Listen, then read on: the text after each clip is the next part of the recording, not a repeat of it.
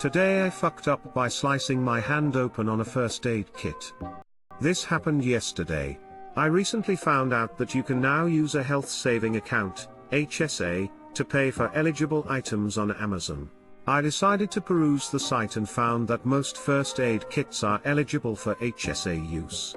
I've got 3 youngish kids who seem to always have bandages stuck all over themselves, so I thought it a good idea to have a real first aid kit on hand. I ordered a pretty decent one that has a pretty decent plastic storage box and the ability to hang the kit on a wall by the handle if desired. The kit arrives and I open up the box, look through the contents, reorganize everything in a way I like, and get ready to hang the damn thing on stud in our storage room. The handle has 2 keyholes to allow you to hang it on push pins or nails or whatever, but it was folded down and secured with a sort of fastener to the top of the case. I struggle for about 5 minutes to pop the handle up with no luck, so I grab a flathead screwdriver to give me some leverage. The thing is still surprisingly stubborn, but finally gave way as I increased the pressure a bit. This not only freed the handle from its storage latch, but also broke one side of it off the case, creating a sharp, plastic protrusion.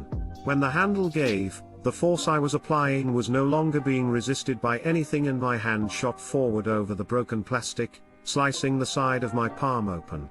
What's more ironic than cutting myself on a first aid kit is that nothing inside of it was sufficient enough to patch me up. I had to drive to urgent care to get treatment. 5 stitches. The moral of the story is first aid kits are a lie. TL, doctor, tried to hang a new first aid kit on the wall. Handle broke off and sliced my hand. Got stitches. Edit to say health savings account instead of just HSA in first paragraph. It's a kit designed to make you need first aid. Make sure to post this in a 2-star review for the kit. At least the first aid kit was close by.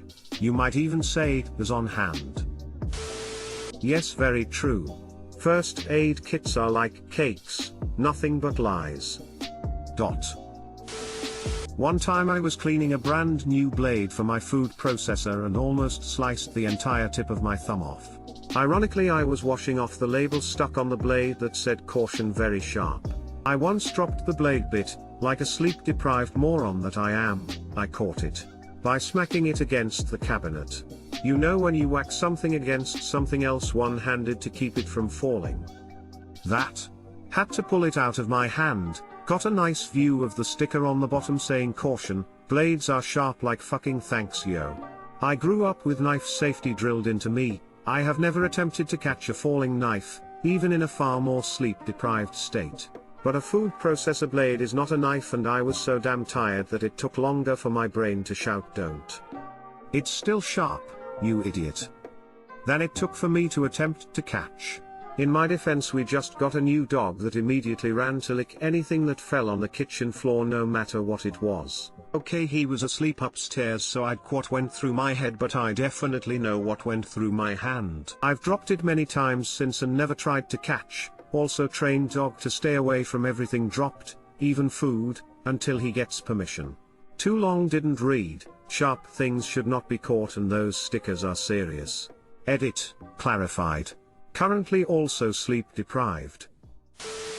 Today I fucked up by drunk texting my crush. I just woke up to the bunch of texts I might have sent my crush last night while I was drunk, and he didn't reply yet, and how bad do you expect things to go?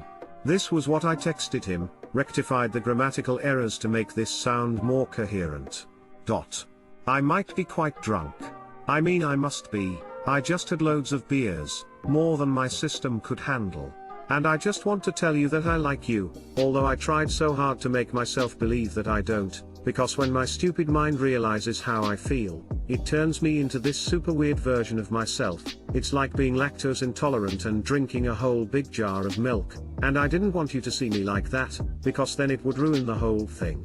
So I tried to be your friend, and now we're friends and we have so much in common and it's going so well so far, but I think the beers spilled the beans to my mind and now I'm texting you that I like you.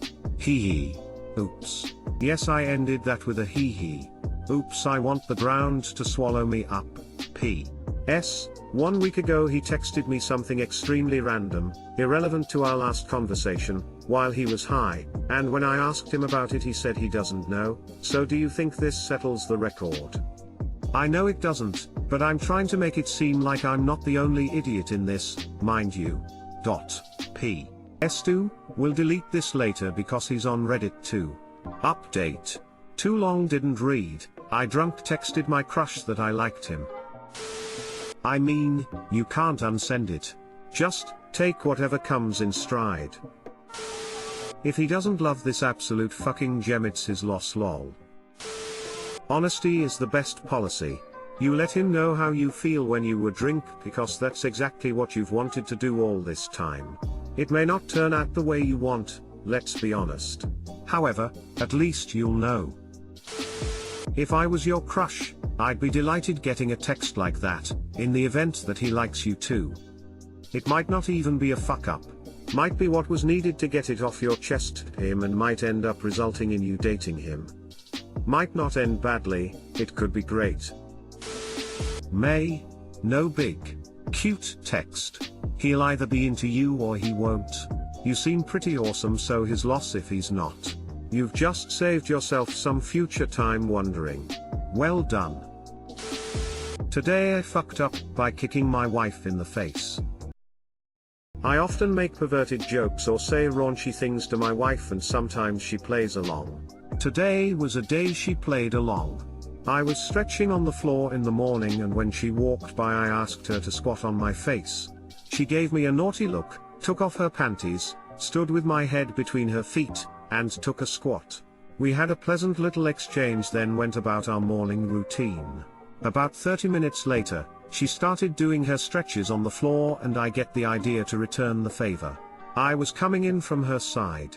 I gave her a perverted look, pulled my boxers down to my knees, and swung my leg over her face. Except my boxers were around my knees which limited my mobility and my foot did not clear her face. I clobbered her nose with my heel so hard, the impact transferred through her head to the floor and made a loud thud. I hit the bridge of the nose, which is swollen, but nothing broken and no nose bleeds.